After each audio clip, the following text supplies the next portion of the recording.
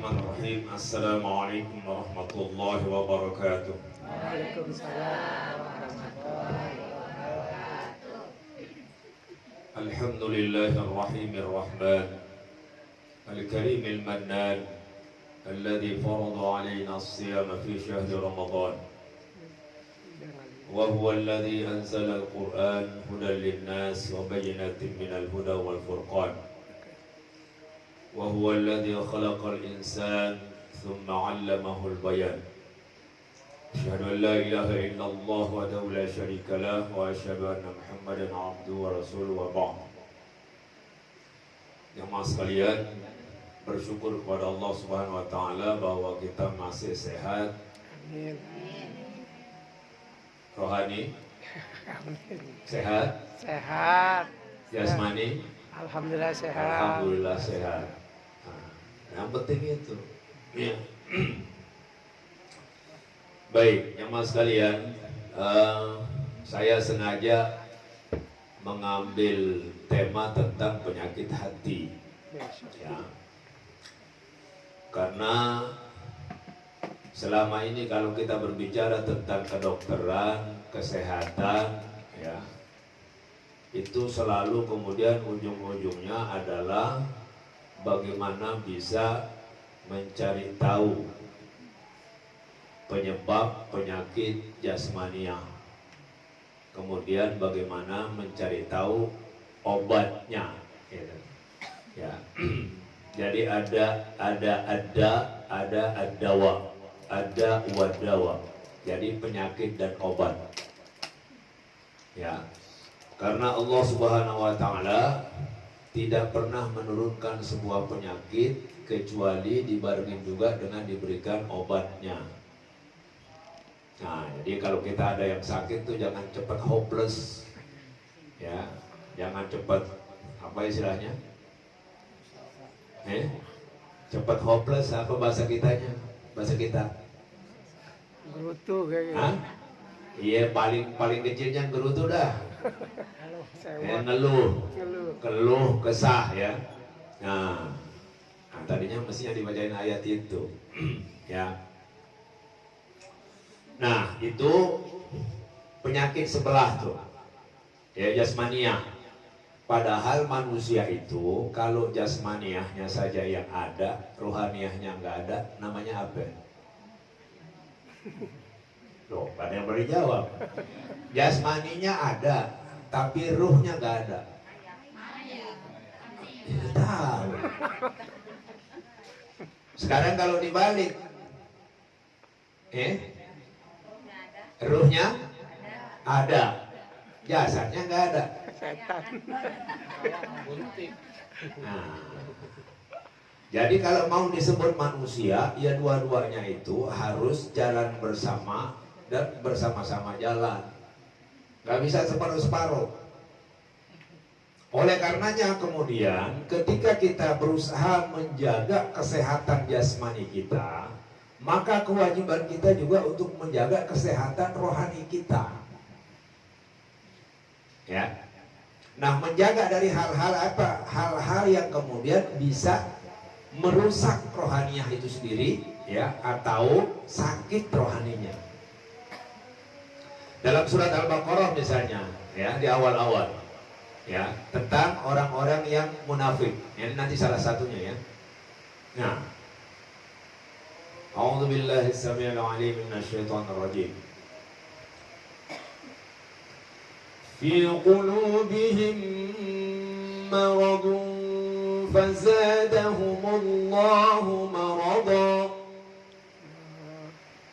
wa lahum 'adzabun alimun bima kanu yakdzibun.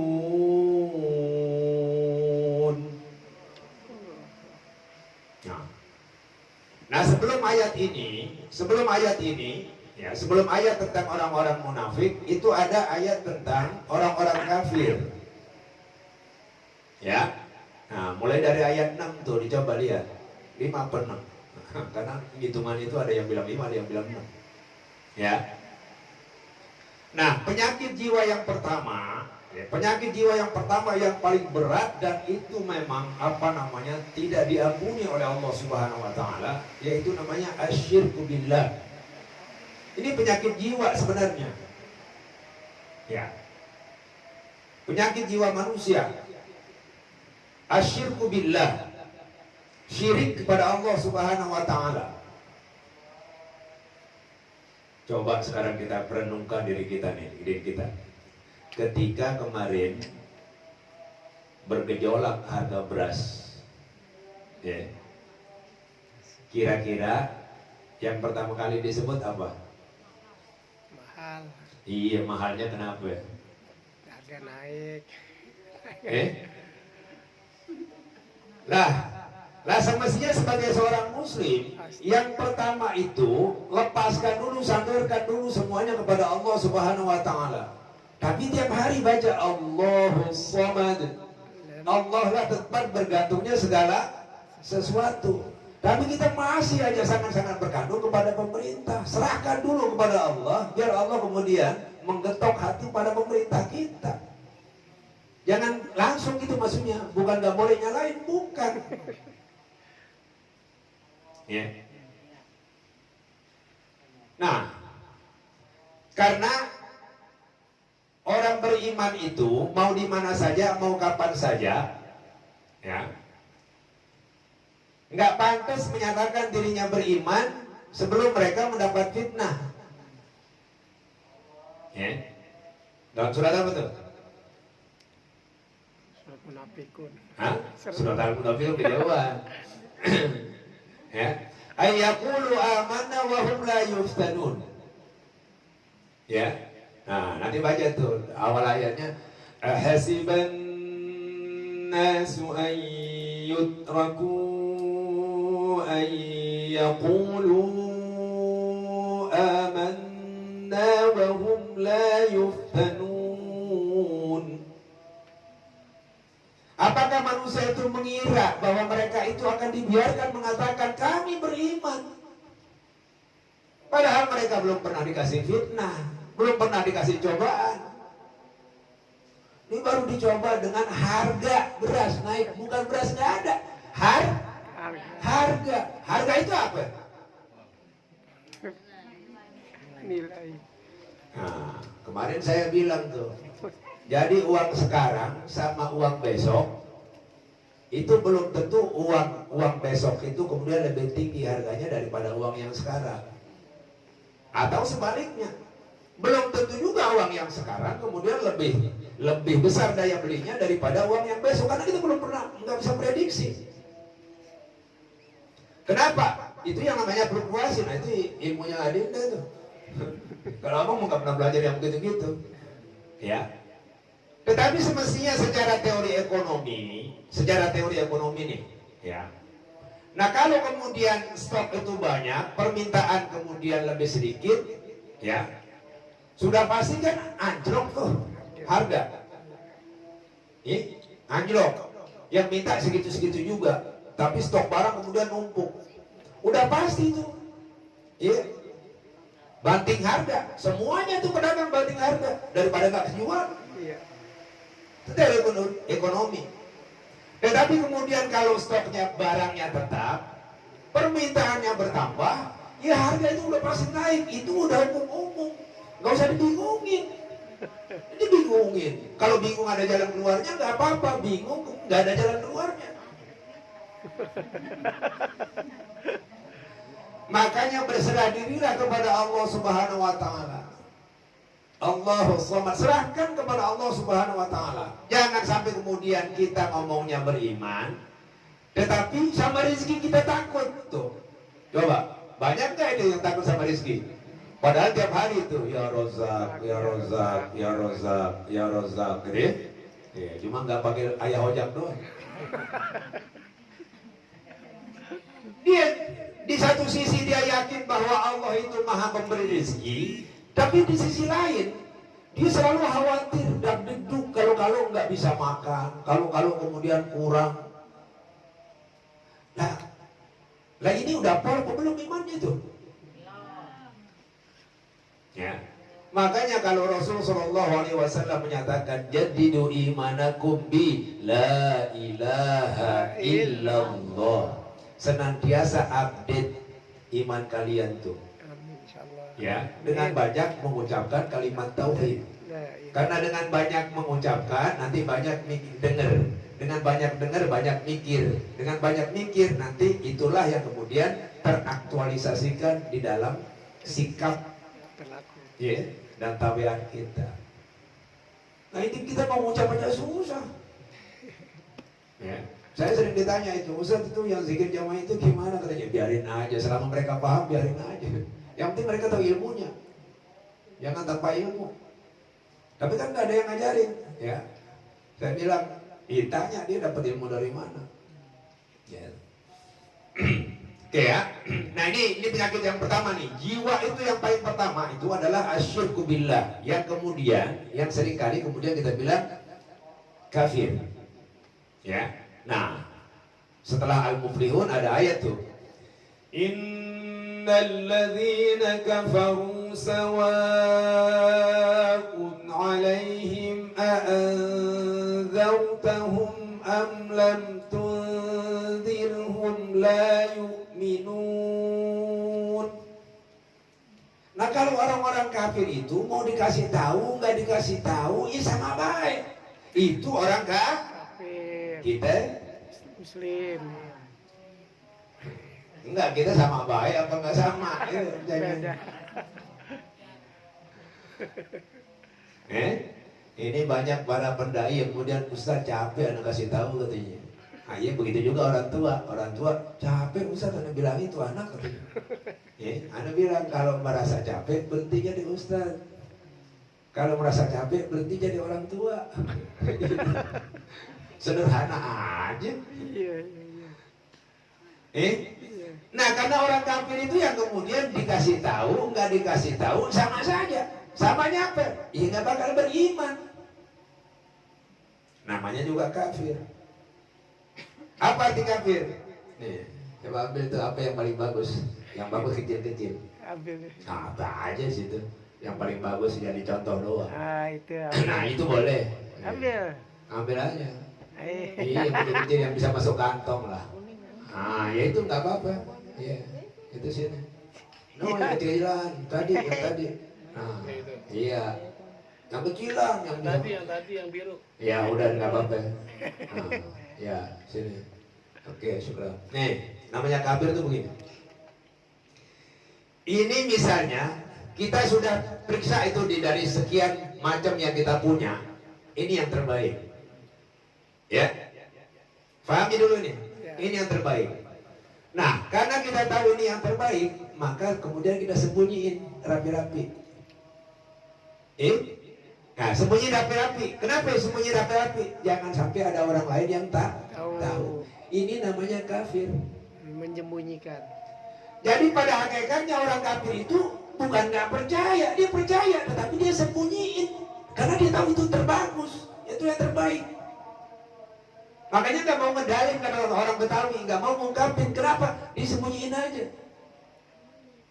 Nah, menyembunyikannya ini banyak faktor. Bisa karena gengsi, ya, bisa karena takut turun, banyak macamnya. Dia tahu yang baik itu baik, tetapi kemudian dia sembunyikan. Makanya petani itu di dalam bahasa Arab disebut juga al-kafir. Ya, tukang nyembunyiin. Apa yang disembunyiin? Dia tahu benih itu adalah benih unggul, kemudian dia tanam rapi-rapi. Tetapi senanam-nanamnya lama-lama akan kelihatan.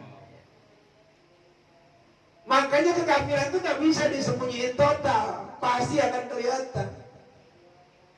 Ya, jadi kita orang kafir itu kita mau kasih tahu, nggak kasih tahu, ini sama. Nggak bakal beriman. Artinya beriman apa? Dia tidak akan pernah mengungkapkan syahadatnya. Dia tidak pernah akan kemudian mengaplikasikan syahadatnya, walaupun dia sendiri tahu. Ya. Nah, jadi jamaah sekalian itu penyakit yang paling berat. Ya, asyirku billah. Makanya kemudian Luqmanul Hakim, ya, yang tadi dibacakan di Isya, Nah, Luqmanul Hakim pesannya yang pertama kepada anaknya adalah apa? La tusyrik billah, inna syirka la zulmun azim. Jangan kamu menyekutukan Allah, jangan kamu syirik, ya, kepada Allah Subhanahu wa taala. Kenapa? Karena syirik kepada Allah itu adalah kezaliman yang sangat besar. Zalim. Kita tahu ada, tapi kita bilang nggak ada. Kita tahu mampu, tapi kita belada kayak Allah nggak mampu. Allah mampu membolak-balikin apa saja. Nah, tetapi kemudian sekarang kita ilsok kita, ya, keterkaitan kita dengan Allah Subhanahu Wa Taala, lengket apa enggak? Ini kebanyakan mikir panjang. Ya, ini mohon maaf, ini beruntung banget ya. Al-Zikir ya. Ya, jadi sekaligus gitu ya. Ya, di tempat lain saya bilang mohon maaf belum bisa ngimamin karena masih merasa capek dan takut batuk di tengah jalan. Tengah jalan maksudnya di Al-Fatihah baru 1 ayat batuk. 7 kali 7 ayat itu 7 kali batuk. Tapi alhamdulillah tadi enggak ya. Alhamdulillah. Semangat. Amin. Nah, itu yang pertama. Nah, yang kedua di ayat yang ke-7 dan berikutnya, yaitu an-nifaq. Itu penyakit yang kedua, hati itu. Ya, an-nifaq, kemunafikan. Kalau bahasa kita yang sederhana, lain di mulut, lain di hati. Ya. Nah, coba kalau diajak baca ayatnya, susah. Coba sekarang kalau diajak nyanyi, cepet. Ya. Ada yang lagu tuh, lain di mulut, lain di hati, cepet. Ya, kalau dibaca ayat susah. Nah, padahal tiap hari baca tuh. Ya. Nah, ini jadi penyakit ini, dan ini panjang ini masalah an-nifaq ini. Makanya saya bikin jadi 2 biar nanti bisa dilanjutkan. Ya, kita lihat. Wa minan nasi man yaqulu amanna billahi wa bil yawmil akhir wa ma hum bimu'minin. Manusia itu kalau nggak mukmin ya kafir. Nah, tidak mukmin, tidak kafir, tetapi ada kemudian yang di tengah-tengah. Ya tadi itu lain di mulut, lain di hati. Ya. Di antara manusia itu ada yang kemudian mengaku dirinya beriman kepada Allah Subhanahu wa taala, beriman kepada hari akhirat, tapi pada kenyataannya dia nggak beriman. Ya, imannya cuma sampai di lidah, imannya baru sampai di tenggorokan. Baru dalam pernyataan, ya, tetapi jauh dari kenyataan. Ya. Nah, jamaah sekalian, saya akan lompat nih, ya. Nah, kemudian ketika dibilangin jangan kamu merusak, enggak, kita nggak merusak, kita justru lagi benerin, Enggak merusak kita justru lagi ngebenerin nih. Wah, ini kalau di teknik sipil sering saya sindir. Ya, sipil merasa dirinya ngebenerin. Ya, karena memang tugasnya. Ya, betonnya sekian, kedalamannya sekian, ya, kekerasannya sekian. Nah, kemudian saya bilang, kalian tanam beton semua. Ya, besok kemudian pohon nanamnya di mana? Kalau yang tumbuh kemudian beton semua, kemudian manusia hidup yang dihirup beton. Padahal semestinya menghirup CO2. Hanya yang dihirup beton. Nah, makanya sekarang harus itu, namanya bangunan itu harus ramah lingkungan. Ya, itu makanya harus dijadikan jadi satu kesatuan tuh, ilmu A, ilmu B udah jadi ngumpul jadi satu. Ya. Nah, saya seringkali mengatakan dulu di Keramat itu gersang. Ya, hanya saya bawelin nih berapa murid kita, berapa guru kita yang membutuhkan ya oksigen yang enak. Ya, siapa yang bisa bawa pohon 1 atau 2? Ya, sekarang alhamdulillah walaupun kemudian kadang-kadang bisa mengadakan tapi tidak bisa memaintenance. Itu penyakit lain lagi. Ya. Nah, jamaah sekalian, Nah ini anifak ini justru lebih bahaya. Kenapa? Karena tadi kita bilang dia kafir enggak, karena dia bilang beriman. Tapi kalau dibilang beriman, ya kelakuannya seperti itu. Nah ini anifak ini kemudian nih. Nah, ya, yang harus kemudian kita berantas betul.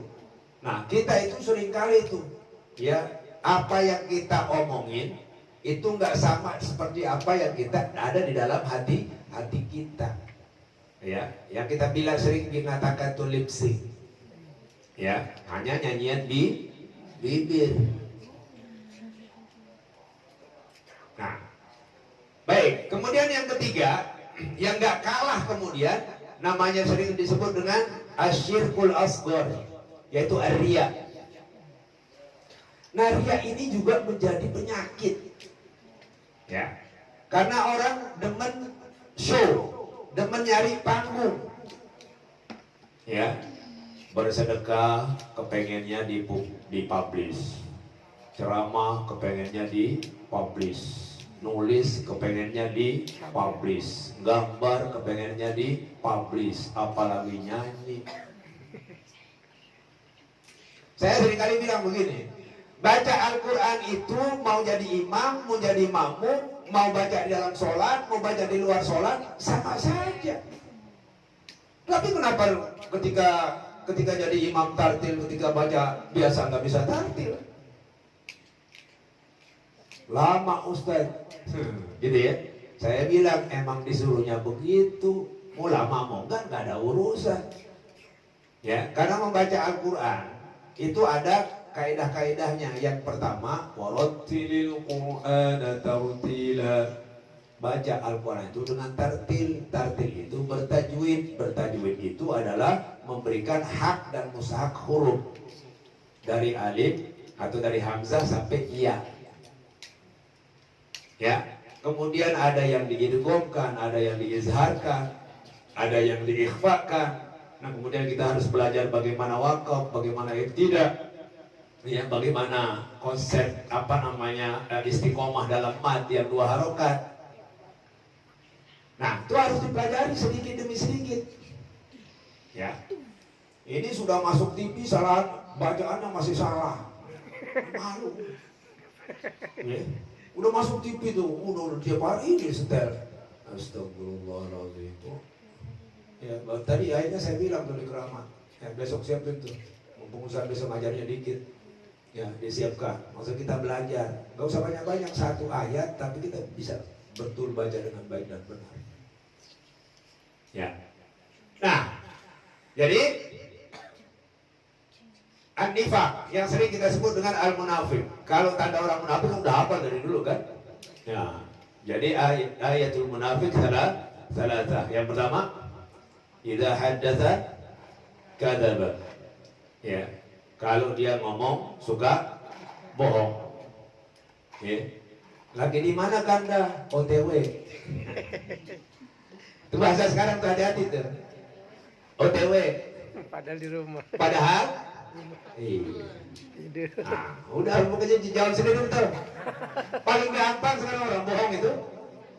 Padahal itu adalah penyakit. Kalau ini dibiarkan, waduh, bahaya. Ya. Nah, kita sering remehin itu. Ya, itu loh. Idza haddatsa kadzaba. Wa idza wa'ada akhlafa. Kalau dia berjanji, ingkari. Makanya saya daripada ingkari, dari awal saya udah bilang, pertemuan kedua jangan-jangan tabrakan sama yang lain.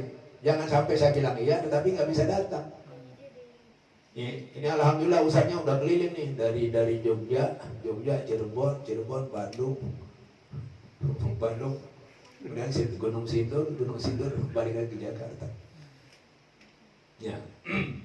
Nah, jemaah sekalian, ini an-nifaq itu tadi, itu cirinya.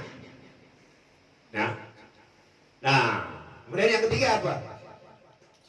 Wa idza tumina khana. Kalau dia dikasih amanah, dia khianati amanah itu.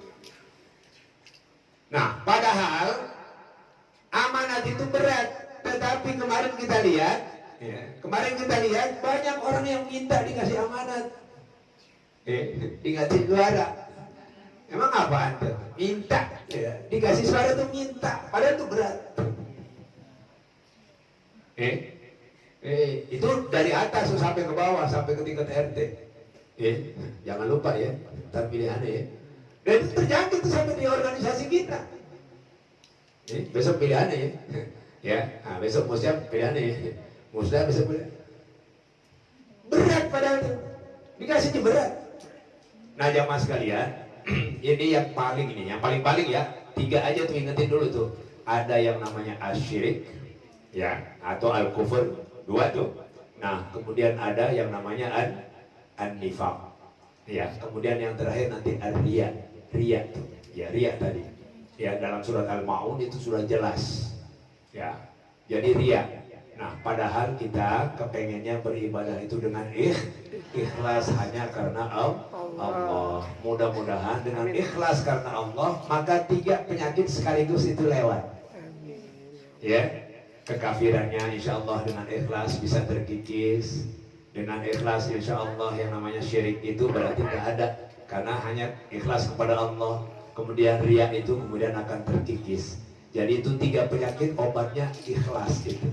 Ya, tingkatkan tauhidnya, Amin. kemudian ikhlas dalam ibadah, maka semuanya insya Allah akan disehatkan rohaniah kita. Amin. Ya, karena nanti yang akan bertemu dengan Allah adalah man ata biqalbin salim, adalah berjumpa dengan Allah dengan hati yang selamat dari kekafiran, selamat dari kemunafikan, selamat dari hal-hal yang bersifat riya. Hadanallahu wa iyyakum ajma'in. Aqulu qawli hadza wa astaghfirullah li wa lakum wa li sairil muslimin wa ya najatat taibin. Subhanakallahumma wa bihamdik asyhadu an la ilaha illa anta astaghfiruka wa atubu ilaik. Wa sallallahu ala Muhammadin wa alihi wa sahbihi wa sallam tasliman katsira. Walhamdulillahi rabbil alamin. Wassalamu alaikum warahmatullahi wabarakatuh.